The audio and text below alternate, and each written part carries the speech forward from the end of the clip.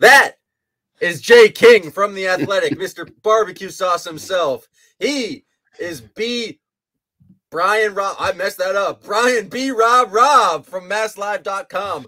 I am Sam Jam Packard, and together we are Still Poddable, the best Boston Celtics podcast. You are listening to the free Monday edition of Still Poddable, but we are here Monday through Friday. And so if you want more, you can go to patreon.com/stillpoddable and join us for the rest of the week. We got the kids at $5. That'll get you 2 more podcasts. Or if you want to lock in every day, you can become a god for $10 a month and join us every day, Monday through Friday. And if you are really part of the Still Poddable community, you can become a legend and be here right with us for every single podcast, joining us, participation, everything that makes this podcast fun. You can be there. But we are here as we are every Sunday night or every Monday morning to do a little Poddable six-pack. That's when Brian, Jay, and I talk about the 6 most important things, most interesting, most noteworthy things that happened in the last week of Boston Celtics basketball. We have 4 games to choose from, 2 losses, first against the Timberwolves and the 76ers on the road, and then back-to-back wins over the Nets and the Toronto Raptors. I obviously won last week, so I will decide the order. I'm going to go first, then we'll do a snake order. We'll figure it out. I'll go Jay second, B-Rob third, fourth, and Jay, and then back to me. First pick, Jason Tatum, 12 pounds of muscle. I mean, come on. When will it end? When will it end? His really, like, the 12 pounds of muscle are clearly the reason why he leads the league in individual plus minus this year. And frankly, his plus 42, I think, against the Raptors is absolutely absurd.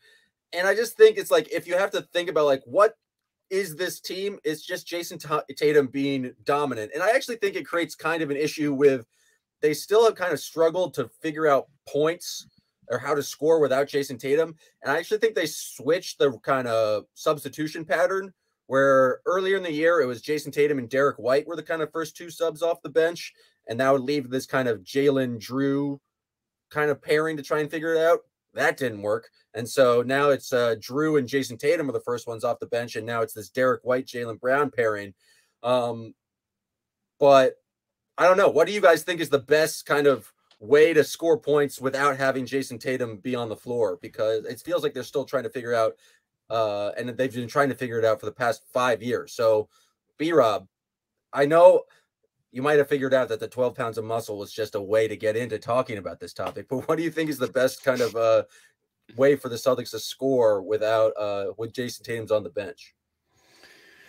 Yeah, I think there's a lot of experimentation there. I wouldn't mind seeing like them lean into Derek, Drew, Porzingis, and shooter type lineup there. I don't know necessarily, like, the earlier turns on the Al Porzingis pairing haven't been great on a plus minus standpoint. It's a pretty small sample there, so it's tough to like get too much from that. But you wonder now, like in the past, you stagger Jason and Jalen because you obviously stagger them because you need playmaking on both sides. But now when you have more options for playmakers, I wonder if you leave a little less on Jalen there. You try to let Holiday, Porzingis, Derek White cook more together in those non-Tatum minutes, and then maybe get the best out of Jalen too if you play him mostly with Tatum. I don't know, like that's something I'm curious about to see as a lineup look as they kind of mix and match here. Yeah, I think they know they can go to the Tatum and bench lineup, right, and they know that it'll work, and they know like if they really need to juice the bench a little bit, that's the way to do it. Like, just play Tatum with those guys. We saw it in the Raptors game. He came in and just totally worked over the Raptors for that second quarter. And it was him with the bench. He found Hauser a few times. He found Al Horford with an awesome bounce pass. And that whole stretch when the Celtics started to gain separation from Toronto was just Jason Tatum dissecting their defense time after time. And he's shown that for years, like even when he was young in his career, even before he became an All-NBA player. Him and bench lineups has always even been, when he was 12 pounds lighter. I hate you. I really do. Even when he was 12 pounds lighter, he's always been able to take like Shemi Ojale and Grant Williams before Grant Williams could shoot to very good plus minuses. But yeah, I think having Porzingis on the floor during non-Tatum minutes would probably help matters. I just feel like you can run offense through Porzingis, and he can create 2-on-1 advantages for you because he's big, he can shoot, and he makes the game easier for everybody else. And Tatum does it in different ways, but that's how the bench is super successful with him, because he creates those advantages where you have to help and you have to rotate as a defense, and then he picks you apart with it. Porzingis isn't at that level that he is, but because of his combination of size and skill, he puts defenses into predicaments. And we've seen some pretty good stretches with Porzingis in the bench. He doesn't always play with that group, but I want to see more of it. And it might be especially if the Al and Porzingis duo isn't great, and we don't know if it is yet. But if it's not great, that it's tough to play him with the bench more often. But I think that's like, I would try to run more through Porzingis when Tatum isn't on the court, because I think he's your best offensive player other than Tatum, including Jalen, even though he's a better scorer. Yeah, I think it's just about being more deliberate of like, okay, Tatum's not on the floor. Let's make sure we're running some sort of action, high pick and roll with Kristaps, whether it's Jaylen Brown kind of being the ball handler, or it's Derek White, or it's Drew Holiday, whatever the combination is, but just being kind of more intentional about trying to get the ball to, or just playing through Kristaps. Then I think one thing about the Tatum with the bench lineups that worked obviously more better against the Nets and Raptors, just because they have less defensive talent there. But I think the bench lineups were much more intentional about just getting him the ball and kind of just like trying to make things work. Whereas against kind of the tougher defenses like Philly and the Timberwolves, there was just a bunch of possessions where it was Tatum in the bench, but we saw a lot of like Peyton Pritchard trying to figure it out, which it feels like with the Tatum bench lineup, there's like a very much a clear strategy of what they want to do. When Tatum's on, when he's not on the floor, it feels like they're still not exactly clear exactly what they're trying to do. And I think you're right, Jay, that it should kind of just be more Kristaps focused, with Jalen doing more stuff off ball, which I thought he did really well against the Raptors with like the 75 different dunks he had.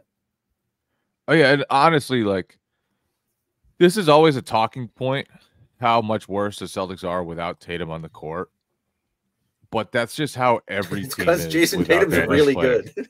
You know, like when the best player isn't on the court, that team craters, just because that's how it goes. Like, Jokic isn't out there, they stink. Or they did last year, at least. They've been better this year. When Stephen Curry isn't on the court, the Warriors have traditionally just been awful. Like, you go through every team, and there's a huge discrepancy when the best player is on versus off. So it's something to talk about. And it's certainly something for the coaching staff to consider. And like, you have to manage those minutes well when Tatum's not on the court. But also, to some extent, like, there's just going to be a significant drop off because Tatum does so much for the team, from rebounding to defending to setting plays up to scoring. Like, he just does everything. But this team shouldn't be like as weak as those other teams, just considering like the talent they have. Like, the first substitution, Tatum and one starter comes out, and they still have, like, I guess on Friday or I guess Saturday night when they had their full lineup, they still had Drew Holiday, Jaylen Brown, and Kristaps Porzingis on the floor with I guess Hauser and Horford. Like, that should still be a very potent lineup. Don't think there should be as much of a discrepancy. Obviously, Jason Tatum's good and the numbers are going to be better when he's on the court, but this team, given their depth, given their frontline talent, shouldn't have as much of a fall off as kind of teams in the past where it just felt like it was only Jason Tatum. But I agree that. But like, Drew Holiday played with Giannis last year, and they didn't have a great offense. Kristaps Porzingis was in Washington, and they stunk. And so when you really look at the impact of like the very, very best players, there's always a significant fall off. But you're right. They should be able to manage those minutes better. They have higher top end talent than they have since Kyrie was there around Tatum. And it was funny because Tatum was asked about it the other night, and he said, yeah, this is probably the best depth since my second season. And he's like, but we weren't very good then. Terry Rozier as our eighth guy. It was not that good. They were loaded. They were loaded. That was the problem. People were upset about how not getting playing time. Marcus Morris was there tapping refs on the ass. Good times. He wasn't having any fun. Remember that quote? Kyrie, Hayward, Tatum, Brown, Horford, Morris, Rozier, Smart, Baines. Robert Williams was like he was on that team, right? Yeah, I don't think he wasn't playing at all, I would assume. Tice was on that squad, I think, and he was one of the last guys on the bench. Like they were loaded. But they stunk, as Jason Tatum suggested. My pick. Yes, your pick. First pick. My pick. I'm going to go with Kristaps Porzingis's acclamation. I just think the way that they're trying to use him, sometimes they haven't done it right. Sometimes they have. Was the Minnesota game this week? Yes. It was, yeah. So, like, that game, they probably should have used him in the action. Got Gobert in the action. They did not. And they just kind of went ISO. They stopped passing. They were just disgusting, despicable in overtime of that game. Then you see the Nets game. They're super tiny, and you'd probably guess that he would score a lot of points, but he just does all the little things instead. Like he rolls and draws help. He posts up Spencer Dinwiddie. They help on him. He finds O'Shea Brissett. Brissett swings it to Sam Hauser for a three, or he draws a double and fires it over to Jason Tatum for a three. Like his willingness to do the little things to help an offense can probably go unnoticed sometimes, but it's been super helpful for the Celtics. And the fact that he had 4 shot attempts in that game and wasn't mad about it, and then came back the next night against Toronto, had 21 points. I just feel like his willingness to just be a part of the cog and to open up everybody else is going to be one of the defining traits of this team if he can stay like that the whole season. And, you know, looking back at his history, it was probably fair to wonder if he was going to be like that. The last time he played with a great player was with Luka, and there were obvious issues there. He didn't love it there. And so I think it was fair to wonder how he's going to handle the nights when he has 4 shot attempts. And I thought it was perfect. He just kept doing the right thing, making the right play, opening up other guys. And so you like that. And you like that, you know, the Minnesota game, they went away from him down the stretch. It didn't bother him. And he's kind of said, like, as long as we're playing the right way, I don't care if it results in shot attempts for me. I don't care. And he's kind of lived up to that so far. And it's super early. They're 7-2. They haven't really dealt with adversity yet, although they did lose 2 games in a row. But that mentality to me, just from such an important guy on the team and a new guy on the team who's has the lowest usage rate of his career so far, including when he was a rookie in New York, that stuff could frustrate you at times, and he hasn't shown any of that. And so, yeah, Porzingis, we'll name him number 2. He just seems so happy to be here. Like every press conference, like clearly he played a fluke up, but he hasn't had. He's like by far the best team he's ever played on, and I think that combined with where he's at in his career is making him more likely to do everything you just described here. Like they kind of got him at the perfect time where he made his money. He had a chance to be like the number 1 or the number 2 on all these spots, and things went pretty ugly in a lot of them. And now he's just ready to, like, you know, do buy-in and like take hard coaching from Joe or just try to take 8 shots a night because that's the best thing for the team. And that to get a guy like that with his kind of skills is obviously it's like a huge boon for this team right now. I feel like Joe's been raving about him. I don't know if it's just been the questions he's being asked, but it feels like any opportunity Joe has to talk about Kristaps is like, yeah, loves coaching, does everything right. No one talks about all the little things he does. And so clearly Bazooka Joe's a big fan of Kristaps Porzingis. I'm a big fan of Kristaps. But I think that's also because he knows he's asking Kristaps to sacrifice a lot. Right. 100%. And Kristaps isn't going to get the touches he's used to, the shots he's used to. And so Joe is coaching him to be like, you have to be okay with this.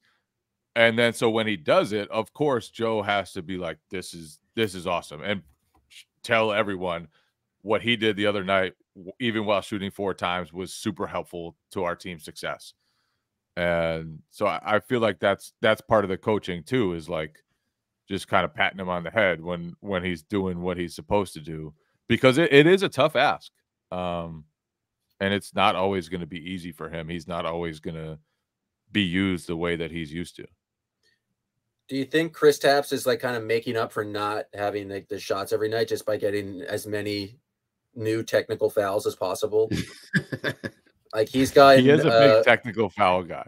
He's a technical foul guy, and he seems to just laugh it off. But he's gone throwing a ball through the rim, hanging on the rim, flopping. Every different technical foul he's gotten, and he just seems to be having fun out there. There was a moment in the Raptors game where he tried to throw a very audacious behind the back pass to Jalen that was intercepted, and it looked like Joe was furious with him. I thought Joe was pissed at him.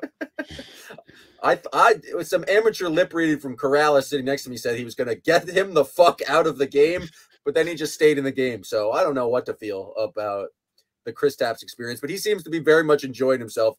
Even after getting the text, he's just like coming back to the bench and laughing. And then, anytime he gets interviewed, he pulls over a chair, and it's funny because he's tall guy, sits in a chair. Fun little detail. The Celtic Sam Hauser has a Kristaps impersonation, and it involves him winking and like pointing sort of, and they kept doing. Pritchard kept calling for Hauser to do it, and it was pretty spot on. Like he had a little bit of Kristaps to him, and Kristaps was like, I don't have the arm thing, and Pritchard was like, yeah, you do, man. Like that's pretty on point. So that's a great just detail. A tiny little thing. Is he a big winker though? Is like winking part of Kristaps games? He's a big time winker. I did not know that about him. He's a winker. You'll notice from now on that he winks a little bit.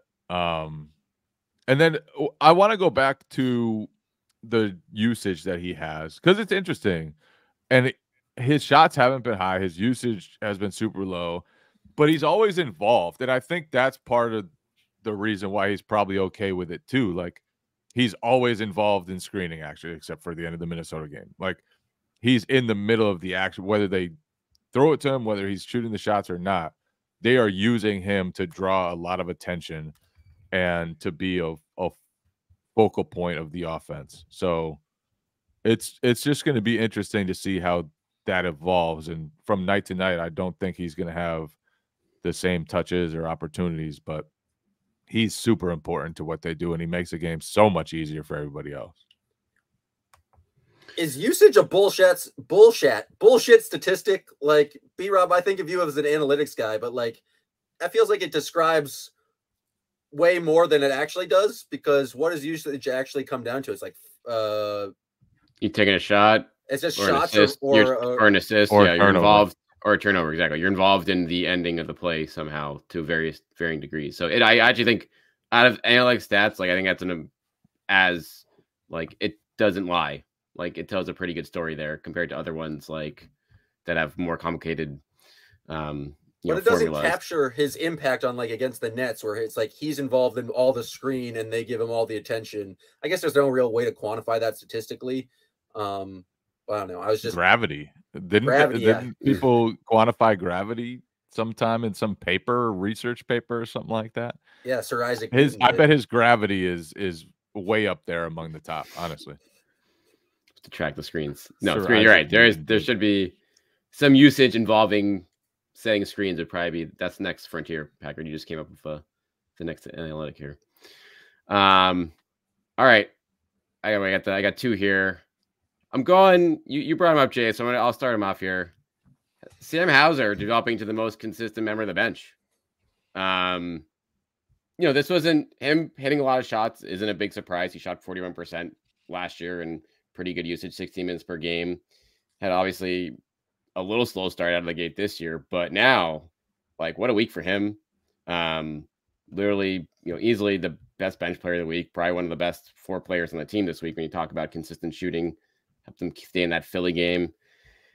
And now, I mean, this is a huge deal for this team when you have Pritchard, who's been up and down out of the gate. Al Horford is still struggling with his from 3. So you're getting something from him, and you're seeing the minutes kind of go up with it. He's up to 20 minutes per game now. I think he's going to get pushed up into the mid-20s a lot going forward on nights where they have it, because it's kind of like the perfect fit of a player around these star-type guys in the starting lineup, because he stays in his lane, he takes threes, he doesn't turn the ball over, he holds his own on defense, and this is kind of like a dream scenario for him when they signed him a couple years ago for a minimum deal here over 3 years. So that's Hauser coming in strong here.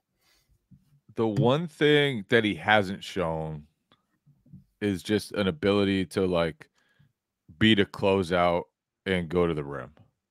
And that's kind of what Duncan Robinson evolved into, was you're going to be so focused on taking away his 3 that he had to develop the next level. And we haven't really seen Sam Hauser get to that yet. I'm sure it's something he works on. I'm sure it's something that's the coaching staff has harped on to him, but we haven't seen him get to that. But everything else, I think it's funny because he didn't get an offensive rebound, I don't think, against Toronto, but he was close to 4. He basically had 4 in his hands and they just bounced out of bounds. And he seems a little stronger defensively. Last year, he really got bullied. He said he spent a lot of time in the weight room over the offseason. I don't know how many pounds of muscle he gained, Packard, so I'm sorry about that. You should ask him and then wink at him. But he's playing it's just important to have that level of sharpshooter around the other guys in the lineup. And he and Tatum, especially if you're not going to switch a screen with him and Tatum, it's just going to be super difficult to stop. And if you switch, you might be screwed anyway. But the Raptors were not switching the actions when Hauser was setting screens for Tatum. And it was just basically just a pop every time, and he was wide open. It was why are you guys still continuing to guard it that way? He's going to get open, and he shoots 40-something% from 3. Am I crazy to think that he's been a little bit more trigger happy this year with his shot? It feels like it's almost instant, whether or not he's not, it doesn't really matter how much he's covered or how much the contest is. He's shooting, and he knows he's in the game to shoot threes. He's shooting threes in transition. He's anytime he gets a ball behind the 3-point line, it feels like he's going up with it. And I know that's always kind of been his thing, but for some reason this year, it just feels like he's been especially trigger happy. And when it's going in, it's super helpful. The thing you compared him to Duncan Robinson and involving his game, our teams, I don't think they're chasing Sam Hauser around screens, and they don't really, Celtics aren't running a bunch of off-ball screens for Sam Hauser. He kind of gets his shots more in the natural flow of the offense. So it'll be interesting to see if he can kind of consistently shoot, if they try to use him more as a weapon now rather than a spacer. But it does feel like he's very gung-ho and trying to get up as many shots as possible when he's on the floor. To your point, he's shooting 11 threes per 36 minutes. He's making 5 threes per 36 minutes. So those are both high volume getting them up numbers. Yeah. And it feels like, I could be wrong, this is totally just eye test nonsense that I could be lying to. That's myself. Why we have a podcast, baby, for eye test nonsense. It feels like his release is even a little quicker this year than it has been in the past. He's really getting them up quickly. The one he hit in the corner when Pritchard had an offensive rebound and just kind of shoveled it to him, and there were 2 guys right in the vicinity. It's just right in his shot pocket and gone. He might be one of the most Like his shot's one of the most beautiful in the league. So especially the hierarchy. arc. Yeah. The arc is just like so soft.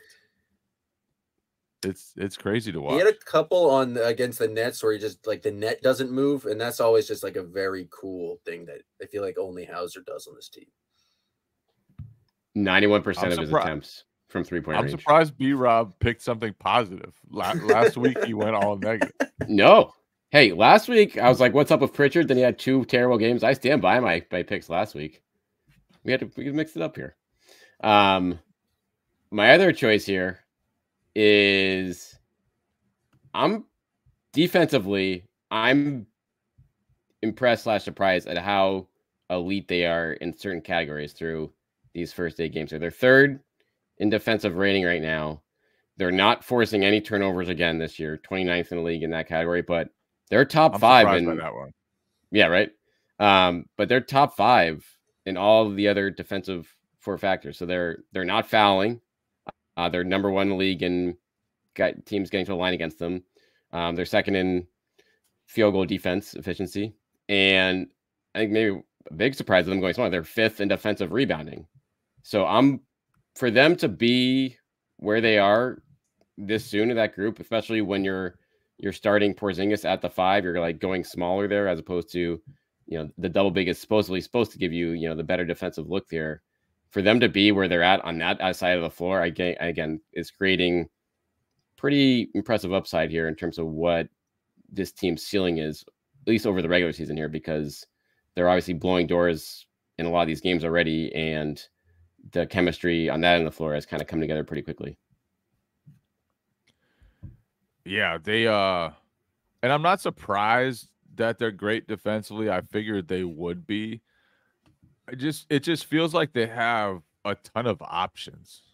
And like the Philly game, for example, and I do think that starting lineup could be vulnerable to like the real dominant physical guys like Giannis, like Joel Embiid.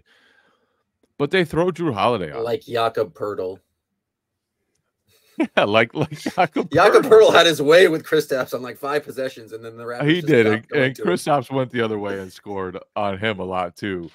But yeah, Jakob Poeltl, like first possession of the game, just seal, easy bucket, then went right at him, drove right at his chest like 2 plays later, and you can see that super physical guys. And I'm not talking about the Jakob Poeltl. Sorry to Jakob Poeltl, as good as he was. But they just don't have like the perfect matchup for those guys when they're bringing out Horford off the bench. Using Drew Holiday on Joel Embiid, it worked to some extent, and it worked really well in that game. I don't know if it will over a long sample size, but I like the way that Joe Mazzulla is trying a bunch of things this year. It seems like they're full court pressing 2-2-1 and taking the shot clock down. They're trapping, it seems like, more often. They're like Drew Holiday has guarded Julius Randle, Karl Towns, Joel Embiid, and was the primary matchups for Joel Embiid, which is just crazy when you really think about it. And so I just feel like Joe has gotten more comfortable being aggressive on that end, and you can see it and you can feel it. And I just feel like their defense, even though the numbers aren't very different from what they were last year so far, they just hit harder now than they did a year ago. More curveballs. Definitely more curveballs. Definitely a Barry Zito type. I think that it feels like they're forcing other teams to take the kind of shots that the Celtics want them to. And I'm stealing this stat from Zach Lowe on the low post, but it's like they're giving up a bunch of threes, but barely in corner threes. And so it feels like they're funneling, like that's like obviously like a deliberate choice. And it feels like they're funneling teams into the shots that they want. Obviously, Kristaps has been a pretty good rim protector. And it feels like where they've at all struggled on defense is just when guys like Maxey or Anthony Edwards, and in some regards, I think Jalen Brunson in the second half of that Knicks game, when they hit kind of the tough 2-point shots. And so I just think the Celtics have been in addition to kind of all of those curveballs, they know like where they can kind of let up or where they want, or they're fine with other teams taking shots, and not giving up corner threes and not giving up the rim feels like it's led to kind of those defensive numbers, despite the fact that they haven't done nearly enough to kind of generate turnovers, which still doesn't make a lot of sense to me. Yeah, I don't know how. I really thought this team was going to be much better at generating turnovers than it was last year, and that just hasn't been the case so far. It's kind of weird. But maybe part of it is like, and Hauser, I guess he's had some steals, but it's like they don't really bring anyone off the bench who's going to force turnovers either. Also, if you're funneling teams to the rim and it ends in like blocks or contested shots, there's not as much turnovers, but it still can like get out in transition and cause some things, but it's not necessarily like the turnover. I also wonder too, like with Drew Holiday, when you put Drew Holiday on bigs, you're taking away his ball pressure too. Like, I mean, obviously he's forced steals, he's forced a ton of turnovers, like Embiid, stuff like that, but you're not getting his, he's not getting into the ball handler as much as he would in a normal game, you'd think. Yeah, that's a good point. Your pick, Jay? I'm going to go with ball movement. Because it was up and down this week. And just like they are 24th right now in assist rate, which isn't great. They were 5th last season. And I just feel like that's where they're still developing. Just knowing exactly how to use players, just like using Kristaps' gravity to lead to ball movement sequences elsewhere. Using, Jason Tatum to start those sequences that they did so well last season. And the end of the Minnesota game was like just disgusting ball movement wise. They had 3 passes over the last 4 minutes, excluding 1 inbounds pass, which is just like unfathomable, really. Like that's is that a real impossible. Statistic? 3 passes in 4 minutes. I watched it and counted, and it was not hard to count because I was able to do it on one hand. So yeah, I just feel like it's not necessarily the most important stat for the Celtics, because a lot of the time, like when they go to the post-ups, a lot of the time their spacing is going to be so good, teams are going to hug up on the three-point shooters. You're going to want to go one-on-one. A lot of times in transition, like they have a number of guys who are good at shooting pull-up three-pointers or can hit pull-up three-pointers at least, and that's a dangerous shot for opponents to need to defend. So you want to shoot those. So the assist rate won't necessarily be like the defining stat for this team, but I think it's going to be something to kind of monitor to determine how well they're progressing in playing with each other, how well they're progressing at attacking certain coverages, how well they're using Porzingis and his gravity. It just feels like that's going to be, and they had, I think it was 28 assists and 29 assists over the last 2 games, so they're trending in the right direction there. And they've had a couple of nice games in a row after not really being great against Minnesota at all, and then being so-so against Philadelphia, I thought. So it just feels like that's an important development right now for the Celtics. Yeah, the sequencing. Go ahead, Jim. No, I didn't even have a good take, so go for it.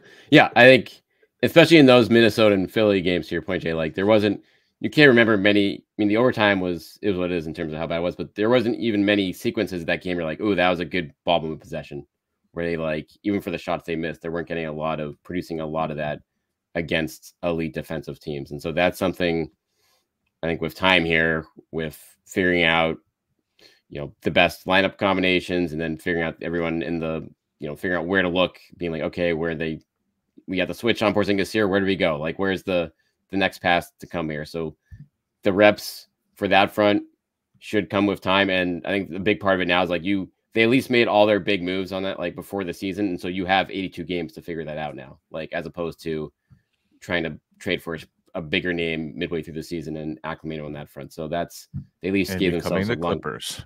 exactly Exhibit A. So that or like or the Sixers if they do something like that. So that's gonna be something that they at least will have the time to figure it out. Yeah, and it feels more accentuated. Obviously, the lack of ball movement when there's a big rim protector in there, like Gobert and Embiid.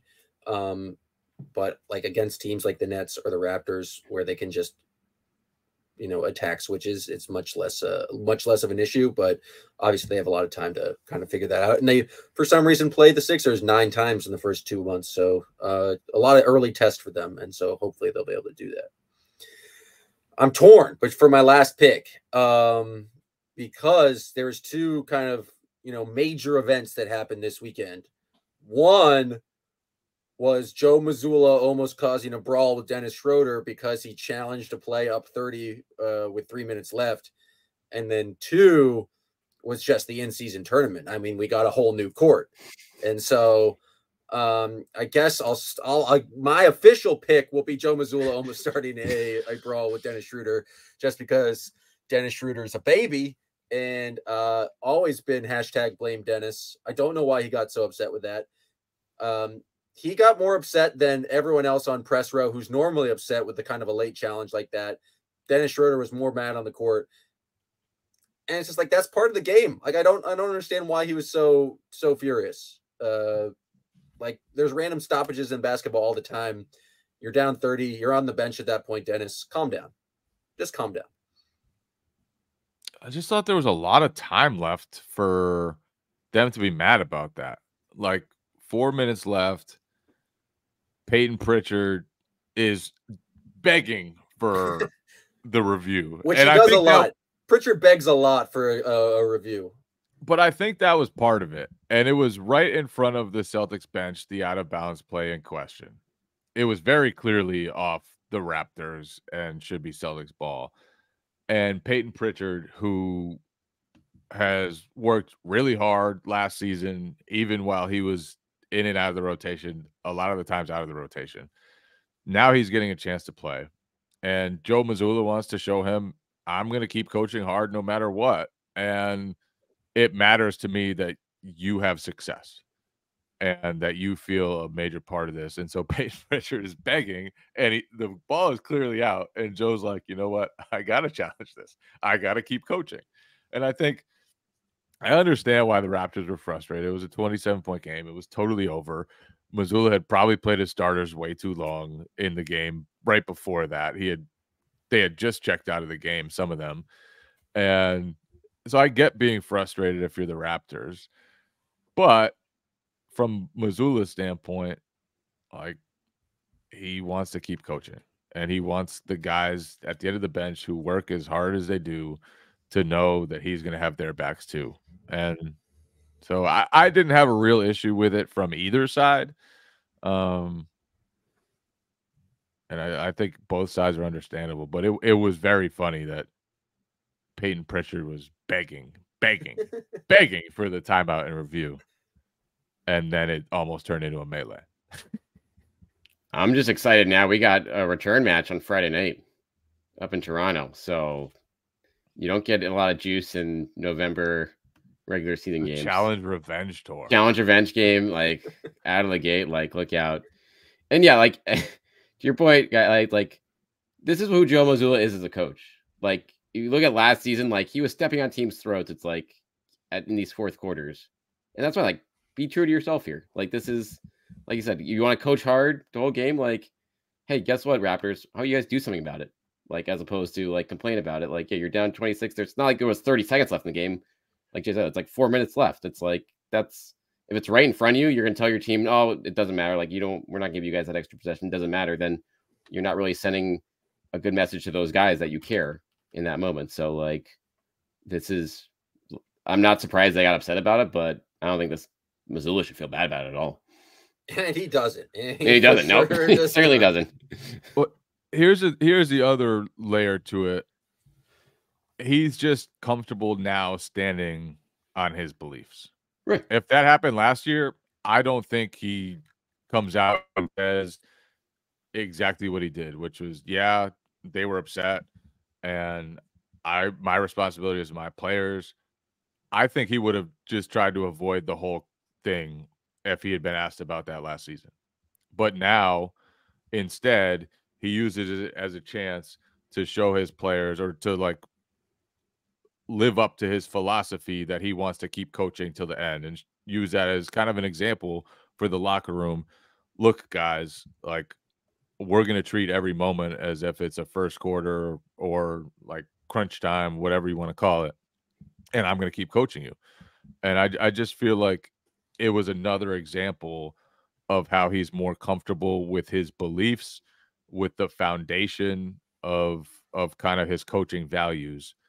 And so I think I like it for him to do that. I like it for him to just have principles, have values, and stick by them no matter what. Like, it was a mini controversy. It doesn't really matter at all that the Raptors are pissed, whatever. But he stood on it, and he stood up there, and he If it's said, a lie, we fight on that lie. yeah. And he said, he's like, I don't even care if I'm right or wrong. He said, I don't know if I'm right or wrong, but that's my belief, and that's what I'm going to do coaching. And I told my players that. And that's important to me. And that's somewhere that I don't think he ever reached last year. Well, I mean, speaking of standing on his convictions and standing up for what he believes in, what are you guys going to do when in a press conference he references an article you wrote 7 years ago? Are you guys prepared for that? I'll say that must have been one hell of an article. I'm sure it was great. I've been searching through my archives for the last week in preparation. Yeah, that's it'll be, but yeah, to Jay's point on that though, like he's leaning into it now in terms of his beliefs, and that is apparent across the board, like for all his interactions this past week. And so that's a situation where it shows the comfort level, it shows the awareness, and like, what are you more worried about, like getting your players to buy in and like believing in you that you care to the end, or like pissing off a team that you're killing by 30? Like, you're not gonna really be a factor down the line. Sorry, Toronto. But yeah, in my mind, that's like, you have to pick a side on that front. He clearly has decided that he cares about more. All right. I mentioned it before, but we have to talk about the tournament because it did happen. And Jay, before the game even started, before he even saw the court, had to go and be a negative Nancy, and say he hates the court, he hates fun, he hates anything new. So Jay, you have now the floor to defend your position. Well, first of all, I have to defend myself because I'm not a negative Nancy. You are one of the most negative. I'm a positive guy. I'm just willing to stand up. I'm like Joe Mazzulla. I'm willing to stand up. And if it's a lie, I'll fight on my lies. And that was a shitty court. And that's no lie. That was terrible. Watching it on TV, it's distracting. It's gross. It takes away from the television product. The Celtics wanted the middle strip to be parquet. The NBA wouldn't allow it. Why? I don't know. It's stupid. It's so stupid. The whole thing is stupid. It's just a gimmick because the league has no other way to highlight that it's actually an in-season tournament. Otherwise, without those stupid ass courts, nobody would have even known it was an in-season tournament game. It was Celtics versus Nets. It was boring. So it served its purpose of letting you know it was a tournament game. They should find another way to make their in-season to glorify their in-season tournament other than courts, stupid ass courts that detract from the entire product of basketball. It's a gimmick. It's shitty. It's terrible.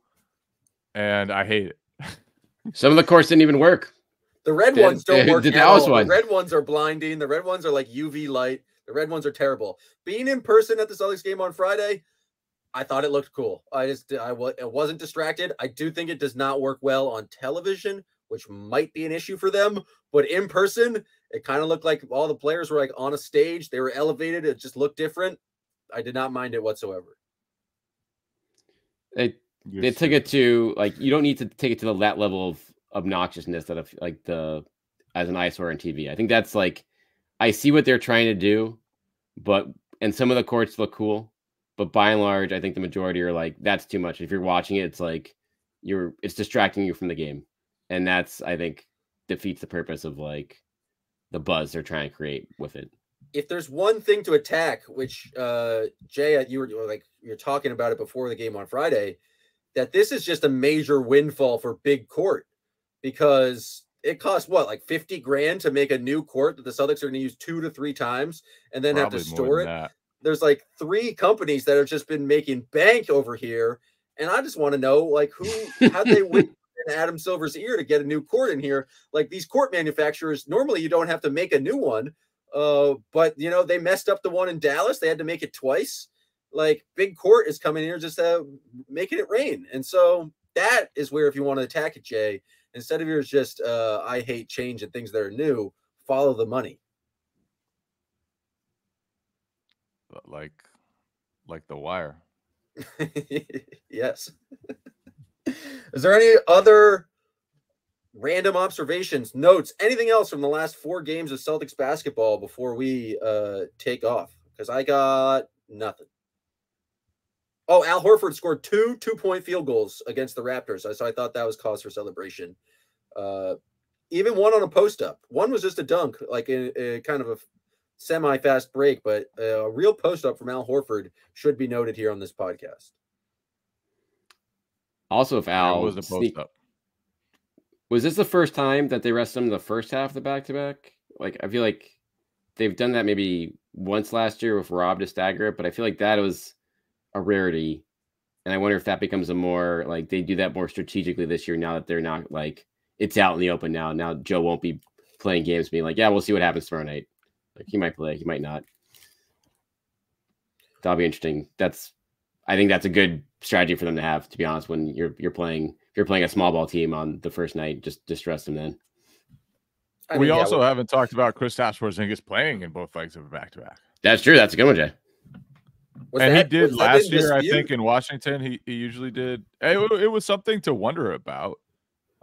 Just kind of how much of a maintenance plan they're going to have him on, because his body has long been an issue, and keeping him healthy for an entire season and a playoff run is super important.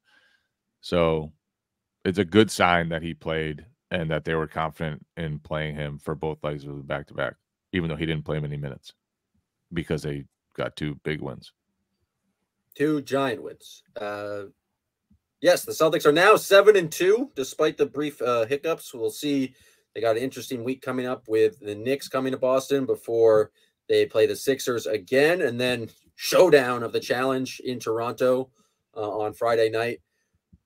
Still Poddable will be here the rest of the week. You guys are listening to the free episode right now, but if you want to join us for the rest of the week, you can go to patreon.com/stillpoddable, where we'll be having post-game recaps, mailbags in the week. We're trying to foster the best Celtics fan community we can. We really appreciate everyone who is participating in the chat, everyone who leaves comments and on the videos on the Patreon. We are still looking for our ombudsman of people to ask us questions after our game, after performance. We'll have to unleash that this week, so that should be fun. But yeah, I highly encourage everyone to come on down if they enjoy the show.